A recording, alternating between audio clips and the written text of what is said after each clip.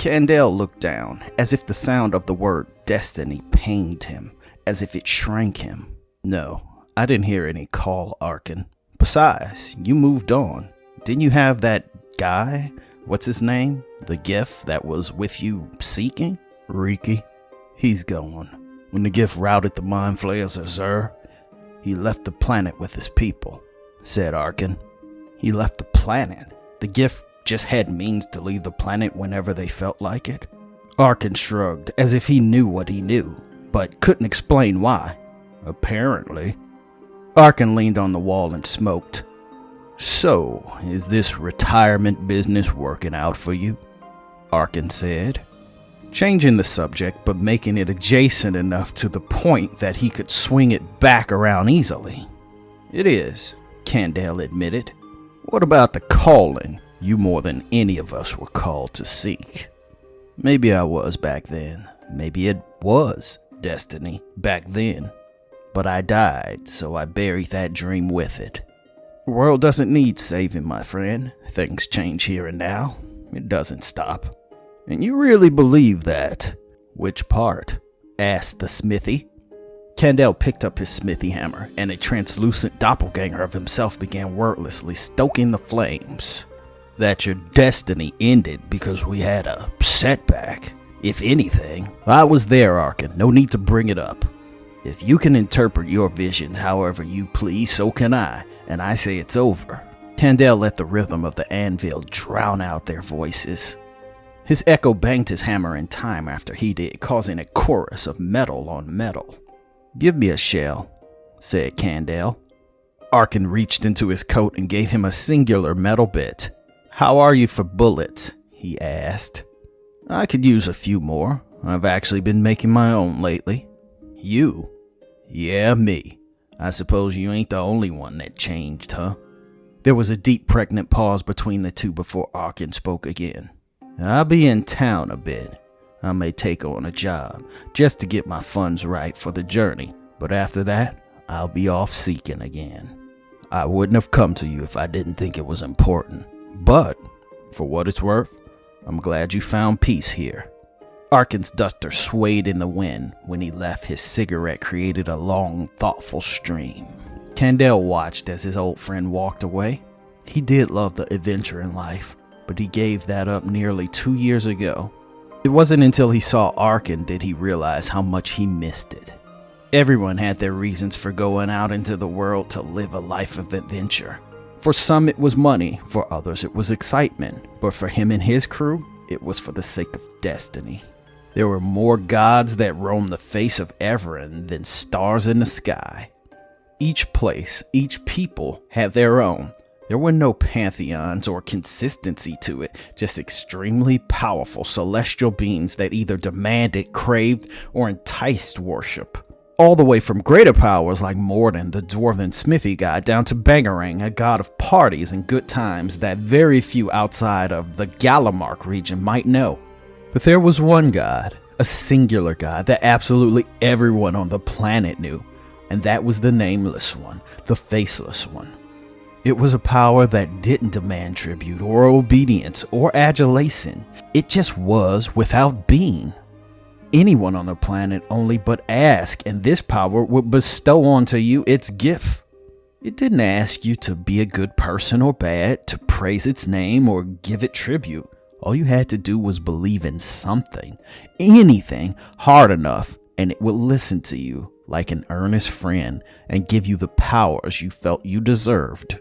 Of course, people wanted to put a name to this force, but it was a god beyond the powers of a god. Not typical in any way or form. The people that called themselves actual followers of the faceless god were known as seekers. They didn't have a central vision or a church or a divine mandate. They were merely people with similar creeds. They sought to do something intangible. They sought answers to a question they may have had no answer to bestow, like knowing the name of a single breeze. Most seekers were people that had been granted priestly powers merely because they asked, though a huge portion of seekers were men of logic, or adventurers that wanted to dedicate their lives to the pursuit of the greatest secret ever and ever produced. Candale was an odd case, though most that had chosen to seek had deeply personal and unique reasons for wanting to know the truth. Unlike most, he hadn't asked for his power at all. It was bestowed on him at birth. He was a font of energy when he was little, and in the beginning, before he was 5 or 6, he could create things from thin air. Most were illusions that could hold their forms for short periods, or until his mind wandered and it then ceased to be. After he got a little older, the shapes turned into a mirror of himself that he could make real whenever he felt, and he no longer could tap into anything he wanted. It was as if his subconscious had chosen his limits. All the people in town were interested in this gift. Aside from the few children born inside of Valve towns, most didn't have such power without training. In the years that ensued, he in turn began to become more fascinated with his gifts. Perhaps not as much as everyone else, but there was a spark. He left keen to seek, thus starting his life as an adventurer. Candale pulled away from his forge, and his mirror image looked up as if it had fallen out of sync with him, then disappeared into nothingness. Maybe he should have never given up on something that had consumed 5 years of his life after he had a setback. If life told us anything, we only had a precious few years of youth before the body became too old to take on the demands of the road. And if he wasted those years here, he may not be able to change his mind later. His echo appeared on the other side of his shop and pulled down his security shutters on one side while he did the other. He had to have a talk with the one man that would be able to give him an unbiased perspective on the situation.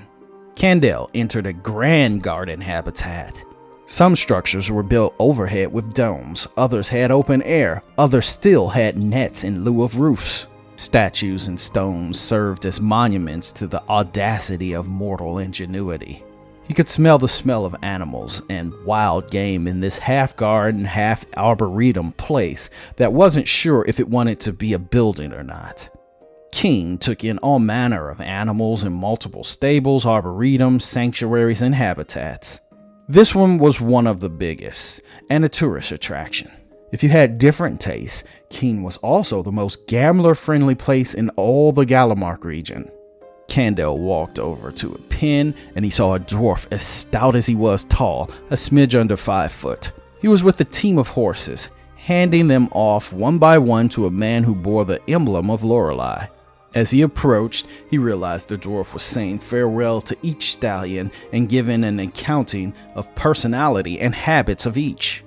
Candale waited patiently and leaned on a rail. He looked down to a habitat of displacer beasts translocating their positions ever so often. Children looked down below and he smiled. He hoped to have one of his own one day, but to do that usually denoted engaging in some sort of relationship with a female of the species.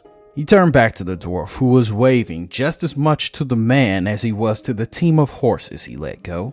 He walked over to the stables and smiled when he gazed at his friend Ebo. He was a dwarf that hailed from Grunkorn, who was a seeker as he was several years ago, and the only one of their band he had regular contact with. He had a bald head, a wild and jagged mustache, and beard that was shaved on the sides. Candale ran over to the enclosure and leaned on the rail, back to back with his friend. "It is good to see you, my friend. What is the word?" asked the dwarf. "Well..." You paused. "You were thinking to not tell me. This is going to be interesting." "I bet." "Galinda May?" "No." "Rafi?" "No. Do you need me to go home and let you finish up this conversation?" Ebo smacked Candale on the shoulder and smiled. Candale finished his thought. "Arkin is in town." "Arkin? Well, I suppose that would make some sense ever since the rumors of the rumbles in the earth." "How do you know that?" "How do you not? These are current events, friend. You can't just listen to the forge and nothing else." "Coming from a dwarf? That is a little funny." "Maybe it is. So, are we seeking again?" Ebo said as if he didn't need to be asked and assumed it was time. "No, I was going to." "Come to me to see what I thought about it." "Yeah, of course I was." "So let me skip to the end bit." You're thinking that you shouldn't because you're either afraid of your destiny or you think it may end up like it did last time, correct? Yes, Candale said with a nod. So, my answer is we're going, and you asked me, so I would encourage you to. A man that has made up his mind doesn't need advice. Why didn't you think I came to tell you so that you could rejoin Arkin and get into it? Said Candale, who was truly curious. I guessed it in the end. I'm not omnipotent. The two smiled. All joking aside, my friend, I think you're ready. I think you need to challenge yourself. The world does not sit still, and it is apparent from current events, and neither should we. It won't be like last time. How can you be so sure?